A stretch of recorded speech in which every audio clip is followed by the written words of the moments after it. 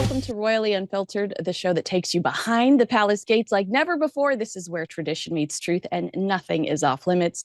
This week, helping me tackle all the biggest headlines is royal commentator Richard Fitzwilliams and royal editor for The Times, Kate Mansey. Kate, this is our first date. I'm so excited to meet you. Thank you so much for being here. So nice to have me on. Thank you. It's lovely to see you. Richard, you know I love you. I'm so looking forward to your insight. First of all, I just want to say I woke up this morning and in my inbox was an email that said Meghan Markle parties without Prince Harry again, and I audibly gasped. I click on the link. It was a baby shower. The Daily Express needs to chill out. Okay, that is not partying with Prince Harry. Kate, you probably know more about this than Richard does. I know about baby showers, and I wouldn't class it as a big party, that's for sure. Exactly. And not typically one where blokes are invited. Exactly. I've just been watching a baby shower. I watched a certain Polo series today, and they had a baby shower. Look at Richard. That is the perfect segue. You are an expert at this. Let's talk about Harry and Meghan's new Polo series, Polo. It's been panned by the critics as boring. My favorite line came from Stuart Heritage of The Guardian. He said, "It's clattering and niche and feels like a spoof documentary designed to play on screens in the background of episodes of Succession." I love Succession. So that was an incredibly powerful visual for me. Richard, Harry and Meghan promised content that would inspire. Were you feeling inspired today while you were watching Polo? I'm afraid I was feeling extremely flat. I was feeling bored. I don't know much about polo. I've only been to one polo match that I can remember, Cartier's, which was amiable enough. But quite honestly, remember, we are being subjected to 5 episodes. And the extraordinary thing of this was, I mean, first you want something. Good Lord, it's a sports documentary. You want something with a bit of life into it. Now, I mean, I'll talk about fictional drama just for a second. If I had to listing my best films of the year, I would include Challengers with Zendaya, directed by Luca Guadagnino, and where you had tennis matches with those balls going over that net. You could feel it, and you were starting to get involved and engaged. Whereas this was sort of sexed up stuff. I haven't got all the muscles that these guys have, and it's not that I am jealous, but quite honestly, they may be dirty and sweaty, to quote the script, but quite honestly, it wasn't very interesting. And if you're Harry and Meghan, and this is the extraordinary thing, I simply cannot understand how they came to make this. I can see it as a sort of filler if someone is just wanting something to fill up a gap. These, nearly $100 million reported in the contract, and you've got warnings for months that this was a niche sport and for elitists. I mean, I know the royals love it because Lord Mountbatten introduced it, and we've had Prince Charles, and we've also had, obviously, Harry and William fascinated by polo. But the facts of the matter surely are that if you produce something for 5 episodes, good Lord, you've got to get people's attention, and you've got to have a reason. I think that's the thing, isn't it, Richard? I think that you talk that it's got to be engaging and interesting. Actually, I was quite prepared to watch a program that didn't have Harry in it, but was quite an interesting insight into the world of polo. So somebody who was behind that show had previously had a huge success with Welcome to Wrexham, which you might remember, which was the TV show about a small Welsh football club that was the underdog, and it was about the community rallying round. And when Ryan Reynolds bought it out and tried to transform its chances, and I think that was interesting because you saw lots of different kind of personal human stories in there. You're seeing it a bit in in Polo, but first of all, it's not. People might be anyone tuning in to see Harry and Meghan are going to be sorely disappointed, and you do wonder whether this is something they should be associating their brand with as well. This is, the sport of kings, as it's called, and obviously what it can entertain and titivate the reader, or the audience, the viewers, is this idea of the kind of, the lavishness of the lifestyle that they lead. But, I think the Telegraph over here in Britain called it tedious. The Guardian's panned it, and we'll find out what the public think about it. But if it's just along the lines of the critics, you do wonder, what's the future for Harry and Meghan as producers of these sorts of money shows? Why involve yourself in this, and it's your brand on show and everyone's watching and you know it, and then it's you wait till episode 4 before I think it's Harry appears. I was just about awake at the time, and then there's the final episode. They both appear in the centre ballet match. It's a complete waste. Why are people supposed to watch, if they're going to watch to see the Sussexes? And obviously the Netflix Harry and Meghan had all the indiscretions that they wanted to see, so they watched. What are they supposed to watch here for? Well, I'm just going to ignore the fact that Richard Fitzwilliams just endorsed a film with a 3-way in it, saying that Harry and Meghan should have been watching Challengers. And you are a heathen. You are a heathen. Kate, talk to me about what Richard said about how this is the sport of kings and the history with Lord Mountbatten and Prince Philip and King Charles. I would have watched that documentary if Prince Harry said, these were my inspirations. I also feel like that would, we use this term way too much, but I feel like that would have been a bit of an olive branch. I'm passionate about the sport because the people I love are passionate about this sport. Had he gone in that direction, I know would have that been more on brand, more what Netflix have wanted, and would the audience have leaned into it more had we known why he was passionate about it? Since we are invested in him, we might have been more invested in this project.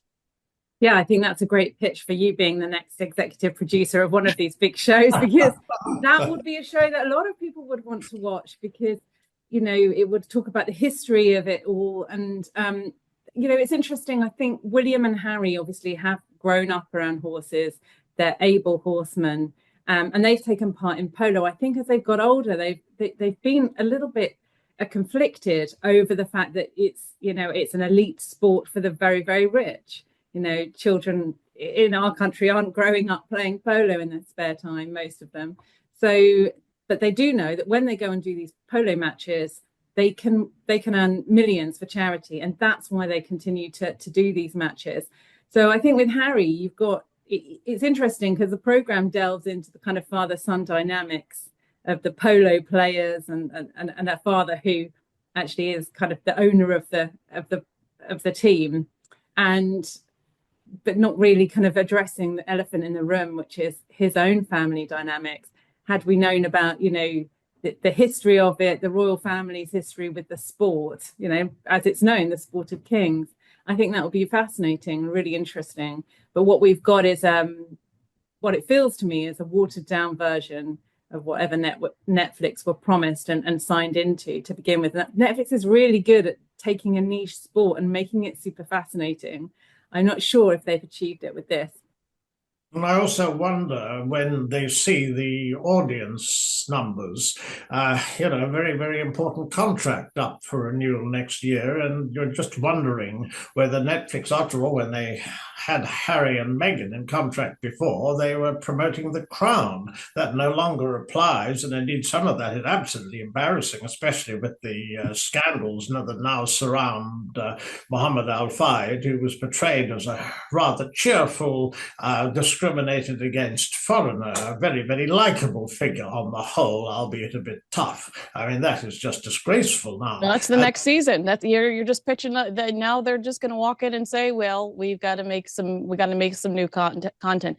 Netflix does love royal content, though. All their Christmas movies where a girl meets a prince and they get married. The Empress season 2 just came out. I love The Empress about Cece. It's so beautiful. So I do think Netflix is enamored with this couple because of their royal association. I mean, it feels silly even saying that out loud. Obviously, that is the reason. I'll ask you both this because this has been a hang up for me. And I've only seen this reported in the Daily Mail. But if Netflix is planning on partnering with Meghan Markle's retail arm of American Riviera Orchard, they're saying, oh, well, she couldn't find a CEO. So Netflix, she's going to be the CEO, but Netflix is going to come in and manage these things. I think you do have to sign an additional contract with them. I don't think that you cut them off in 2025 if your objective is to manage the tangible retail side of American Riviera Orchard that we understand will be somehow attached to her cooking show in 2025. So, Kate, do you have a reaction to that? Yeah, I think that's really interesting because the details of their commercial arrangements are obviously private and we don't know about them. They're quite murky. And this was exactly the reason why the late Queen said, you can't be half in and half out. You can't come back and do Trooping the Colour and have your charities back here and do bits for the Commonwealth that you want to do and then go off and make money, because it's very difficult to find that line between whether you're selling, your association to the royal family or not. And with these commercial arrangements, they're private, like you say. How much money is involved? Where does that money go? There are, accounts that some are made public, some aren't. Some tax returns are made public, some aren't. So it's not clear how much money they're making, how they're funding their lifestyle, and what they've got to, sell. Of course, is that association to the royal family. But it doesn't seem to me anymore that that's what they want to trade on. They've said their piece. This year we haven't seen any great criticism against the royal family. It feels that there's been a kind of ceasefire on that front. But would that not be career suicide with 2 cancer diagnoses? That would be exactly. Yeah. That would be, I almost wonder if that's why they've been so quiet, period, because I've been surprised at how quiet they've been, just period.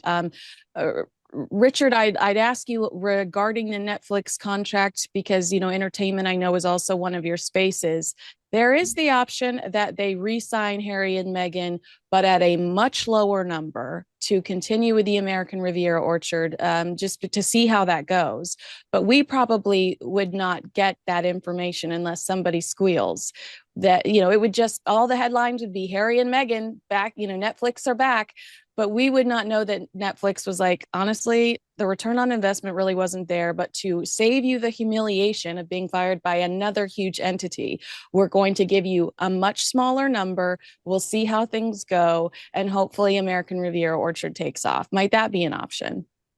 Well, it's a possibility. I mean, again, if we're not going to be told, we can only but speculate. But it's interesting that I think it's basically Meghan's, cooking, gardening, entertaining, and the like show linked with American Riviera Orchard when they've got things in order and can proceed, because it's been held up, of course. But the problems, if there are problems, they keep them quiet. Yes, I mean, that one can see the logic behind that, because Spotify kicked them out, and it was a major humiliation.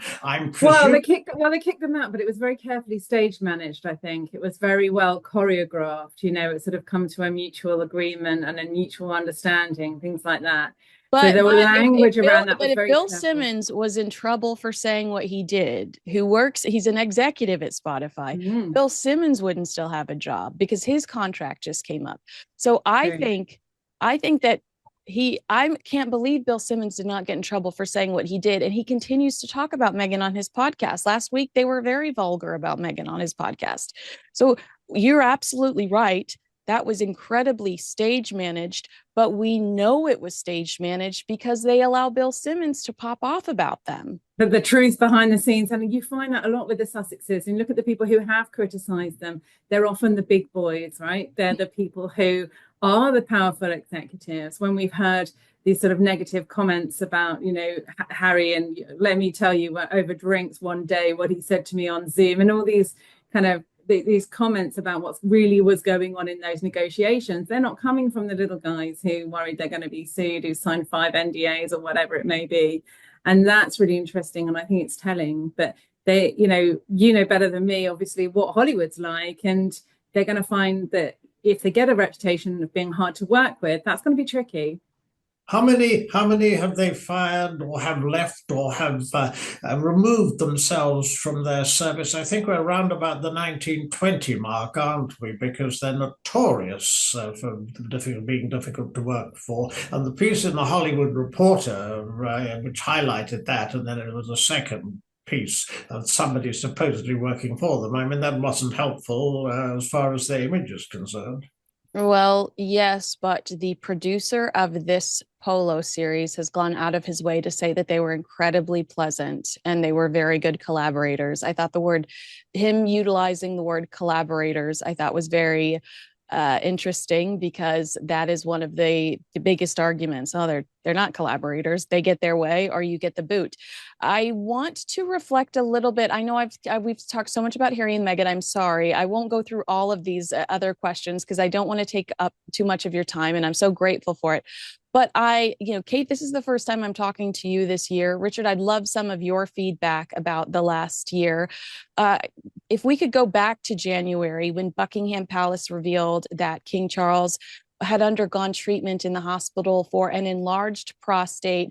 This included a corrective procedure. Richard, did we ever get these types of announcements from Queen Elizabeth? Was this access a privilege? Was it a big deal? Well, I think for Queen Elizabeth, I mean, when one thinks back, it was quite extraordinary that she was able to do what she was able to do in her 90s, just as it was with the Duke of Edinburgh. And I mean, as a couple, they're quite absolutely unique in that respect, but neither liked revealing the fact where they were hospitalized. And one's mind goes back to October 2021, where, of course, the Queen spent a night in hospital, and that was picked up by the Sun, and the palace had not informed us. So I think that with the Queen, I mean, sometimes we were informed, sometimes not, but details, and certainly something with the Duke of Edinburgh, was so impatient on issues dealing with health. I think that King Charles has very, very clearly tried, firstly with the prostrate, to reach out and make others feel who suffer from similar conditions. And of course, continued with cancer. And also, of course, Catherine's done so well, I think, in attempting to broaden the facts that she is having a really, really tough time, but also there are millions out there affected by this pernicious disease or who have it in their family, as I have, and and watching her on in March was really very, very moving indeed. I think that there is a very different approach, but of course there are limits, and we don't know the details, and I think that's only reasonable. But equally, when we don't know, it means there's an awful lot of speculation, and of Yep. course, talking about a year in speculation, I mean, one thinks back in the early months and when we weren't seeing Kate and what happened then. And I mean, all of Nightmare. Oh man, I still am so hostile over that. On February 5th, 2024, the palace disclosed that King Charles had been diagnosed with an unspecified form of cancer, and this was during his treatment for his enlarged prostate in January. Kate, can you take me back to covering that? We had no idea that we were being introduced to like one of the biggest and most stressful years when it came to royal watching and covering the royal family. But also, I've not seen a moment of self-pity or weakness from King Charles this year. I don't think he gets enough credit for how tough he clearly is. Are you impressed with his response this year? Yeah, I think most people have been. I think he's been stoic. I don't think he's been self-pitying. I know that he wanted to do as much work as possible. So even when he stepped back from public duties, he was still doing a lot behind the scenes. So he has a daily red box of government papers, which he goes through every day. He was still phoning, ambassadors and, foreign dignitaries throughout the whole time that he was away from public duties. And when over 7,000 letters arrived at Buckingham Palace, and there were literally bags, courtiers were telling me there were just sackfuls of these things, and there were get well messages from people. He was really tearful because he was just overcome by the generosity of the public, not just in the UK, but all around the world, towards him and his plight. And, courtiers say that's one of the reasons he didn't want to specify with a form of cancer that he had, because he wanted to shine a spotlight on everybody with cancer, not on one particular part of the disease. And that was the reason that they gave. And I think, it has been a whirlwind year. The symptoms for Charles started over Christmas last year, although the public didn't know it. He was starting to feel some discomfort.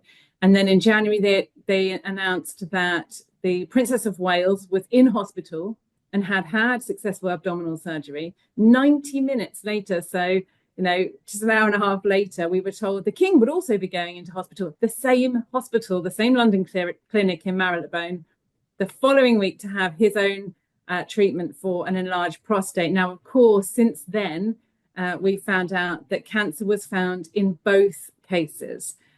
So it was just this kind of whirlwind of, announcements. This whole year has been extraordinary for the royal family. You can't underplay, how shocking that is. But also, as courtiers say to me and palace insiders say, coming so soon into the new reign was also completely, unexpected and very difficult, because the King was just getting used to, the new regime, the new reign. So for it to happen, and I think he has dealt with it really well. He's had Camilla by his side, who's been a complete stalwart.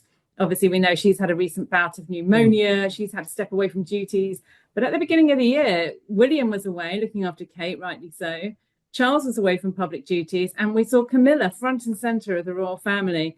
And whatever people say about Camilla, I think that would have, stood her in really good stead as somebody who just also being worried for her husband who had cancer.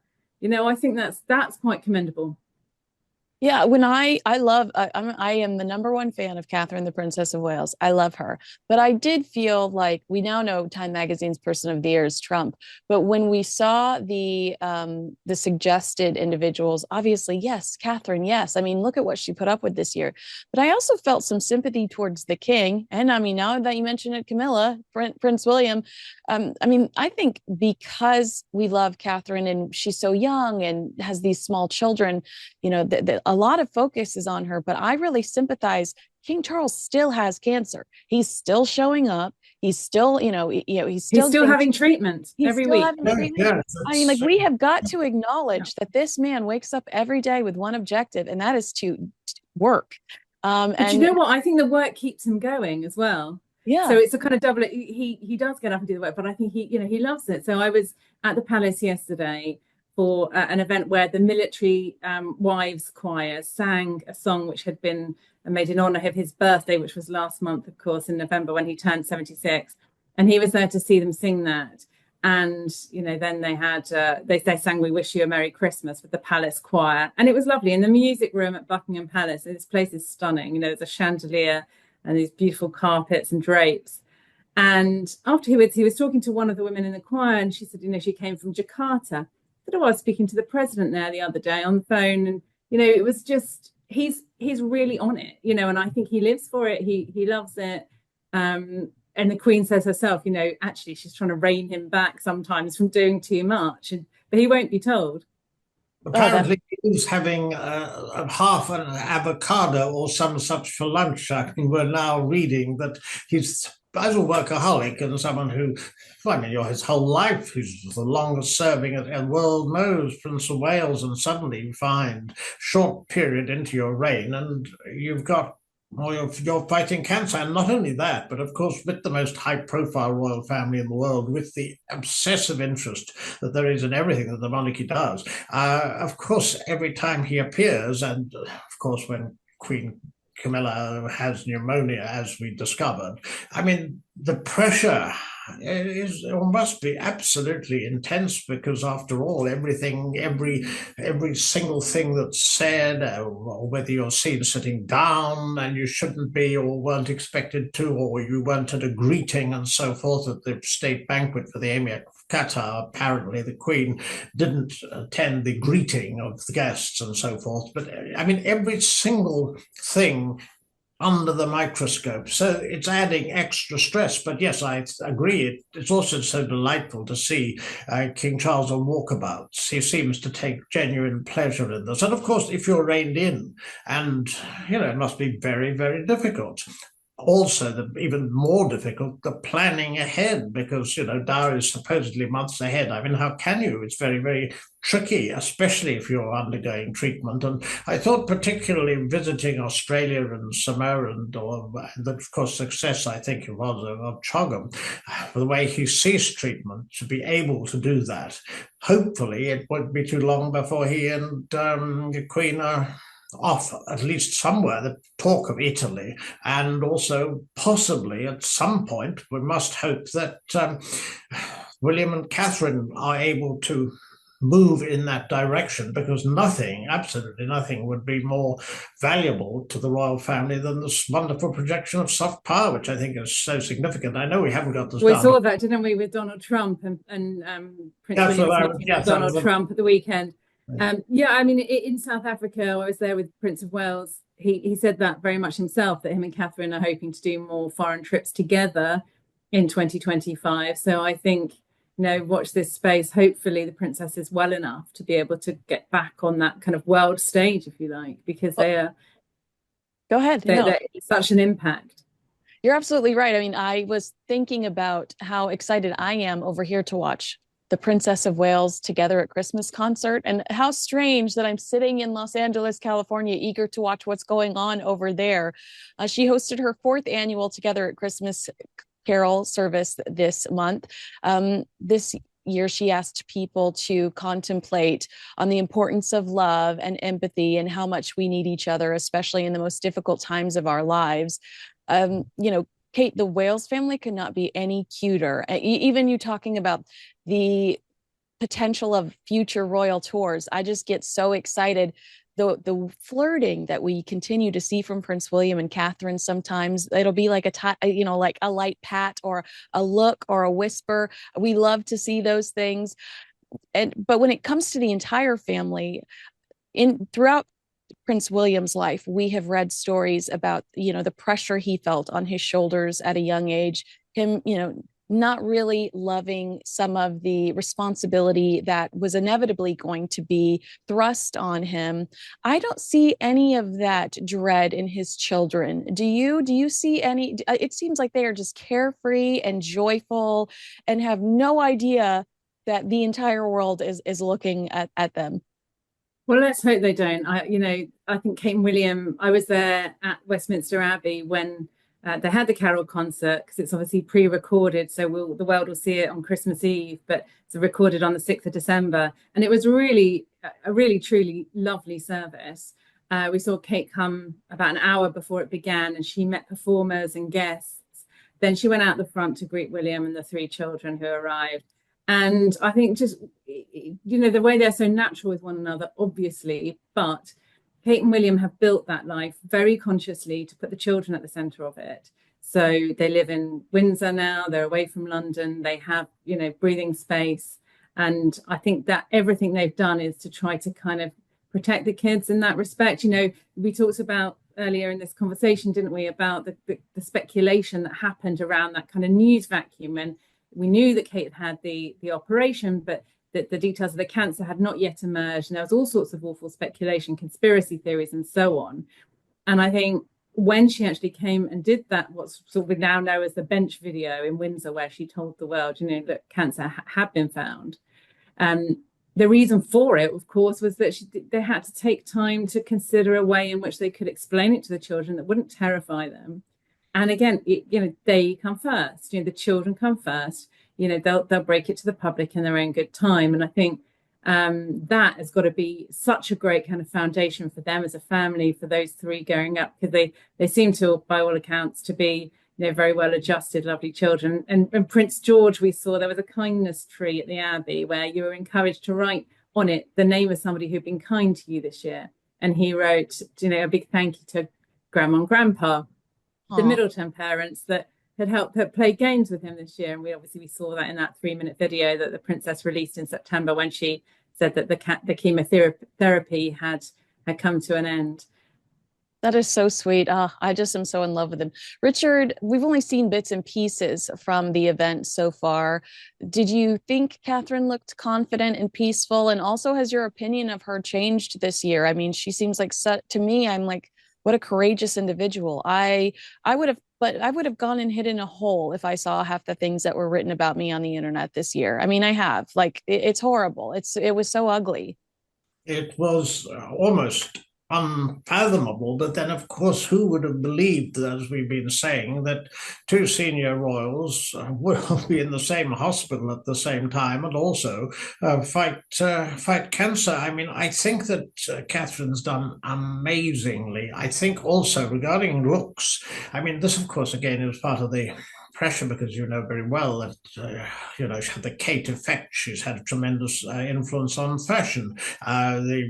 When the two of them go abroad, and I mean, hopefully this will happen before too long. I mean, it's a use of soft power that we have, which I think is pretty unique. But what we've seen, I mean, we haven't seen her often. There has been Ascot, I'm sorry, there has been the Trooping the Colour, where she wore that the tribute to Audrey Hepburn in My Fair Lady at Ascot, which I thought was enchanting. And then, of course, the Wimbledon singles final, and the both events at the linked to Remembrance Sunday, and of course the visit to Southport and the greeting of the Emir of Qatar. But what one sees always, I think she's appeared immaculate, and always she's looked, I thought, extremely well. But of course, we know behind that, in the September video, she said that there was still a long way to go. So that, of course, is clearly a difficulty,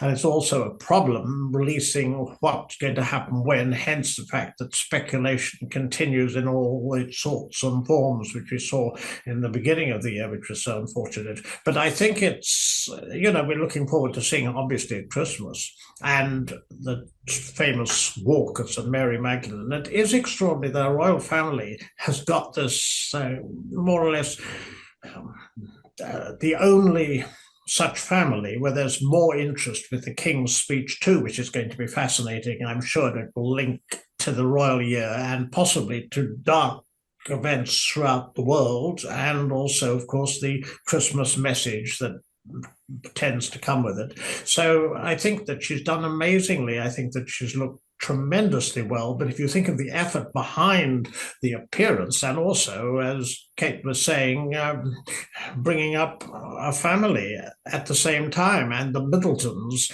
as the unsung heroes of the current period, I think. There are a lot of really sweet human beings that have stepped up this year. The Middletons, Camilla, Queen Camilla, and Prince William. I've been touched by saying them all, and I'm glad you mentioned the King's speech, because King Charles can be such a teddy bear sometimes, and I feel like we're going to see that this year. As he's had a difficult year. Just back to the theme of the Princess of Wales's carol concert together at Christmas, and focusing on how much we need each other at the most difficult times.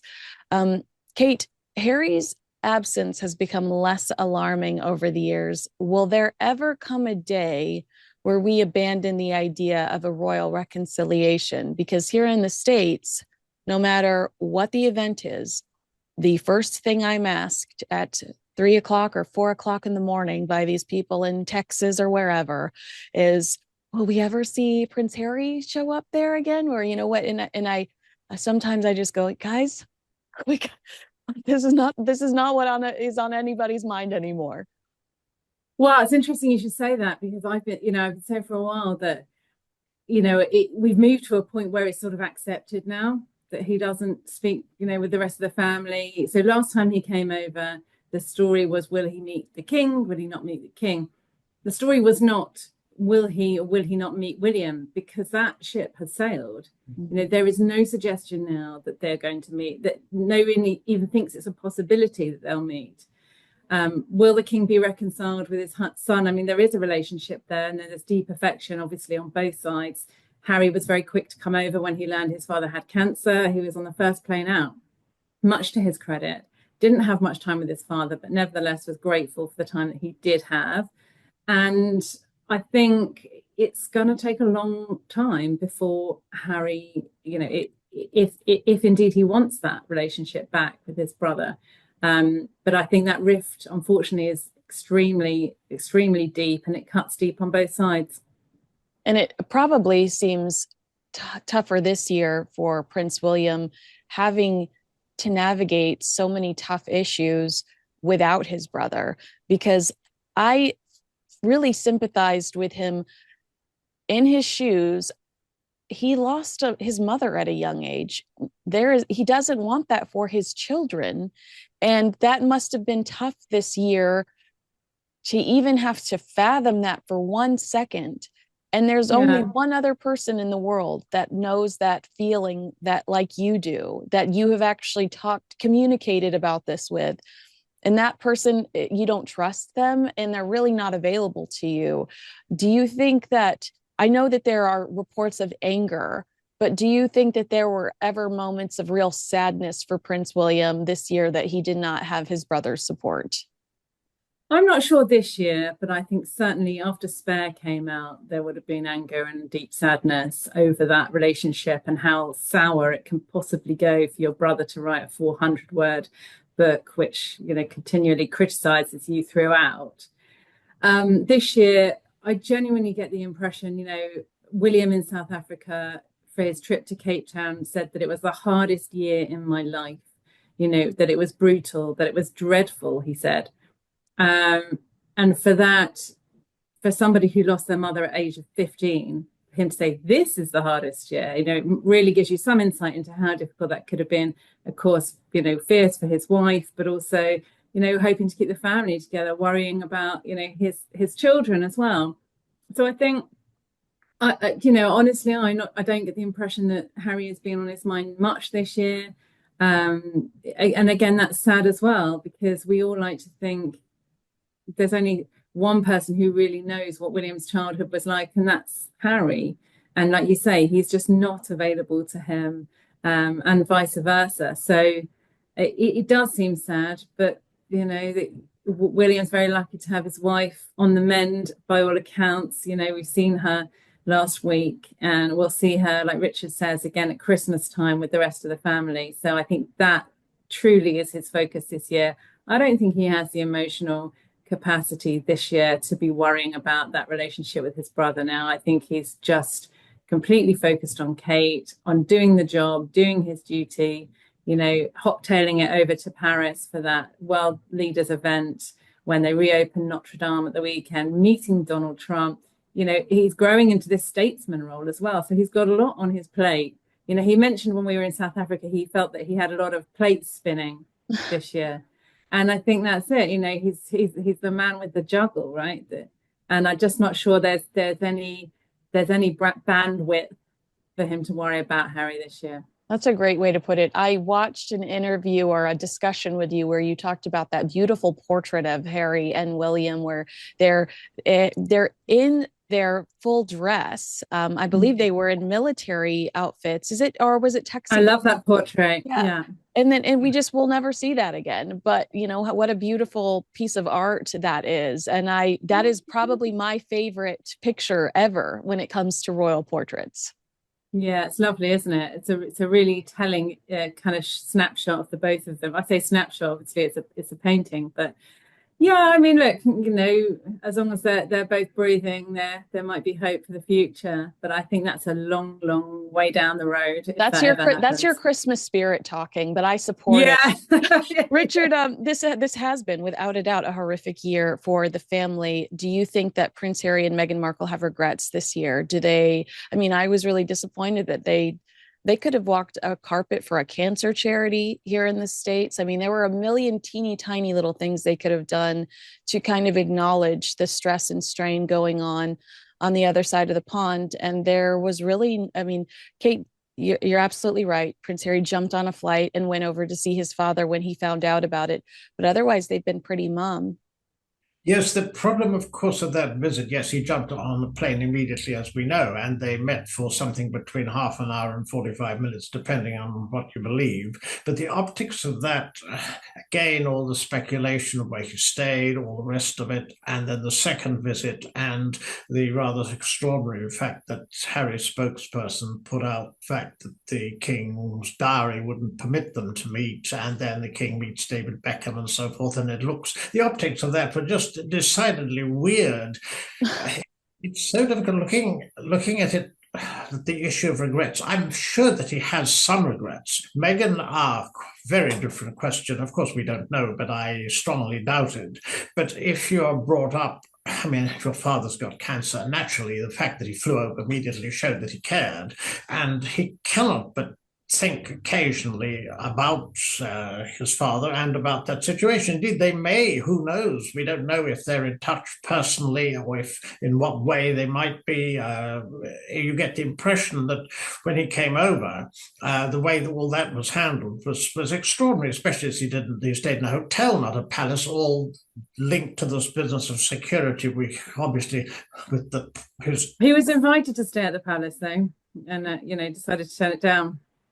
it is really weird, I think. But of course, again, there's business of security with the case coming up in January and the case against the Home Office and so on. And then the Robert Hardman's book, which released again, but enlarged, with this worry that if postulated in the book that if Harry would say in court that the king had said something to him, whether or not he actually had, that would or could cause some problem with the issue of jeopardy and so on. And I do think it's very difficult. I can't help but feel that obviously on Remembrance Sunday he must feel, that there are things that are lacking in his life. His friends that, when they were both at the service for Lord Fellows at the back of the church and they didn't speak. I mean, that underlines Kate's point that there's certainly no reconciliation, as I see it, on any horizon. And of course, William at the moment, a brutal year and very, very different priorities. But without any doubt, Harry cannot but miss aspects of his life, links to the military, and unquestionably, with his father as ill as he still fighting cancer. I wouldn't be surprised if one day we discover that we've been having certain phone calls or messages have been delivered and so on, because they are not in the situation that Harry and William are.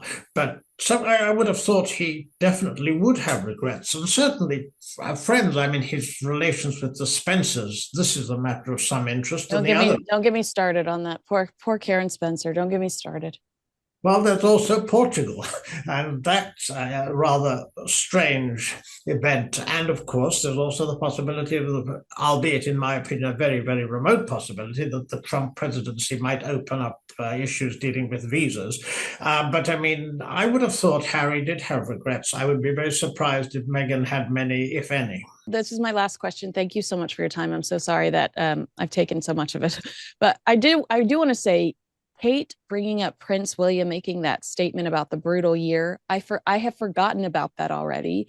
I don't know what it is about the palace, their communications team, but when I reflect on this year, I think of that incredible documentary Prince William put together for his homeless initiative, the 2-part documentary.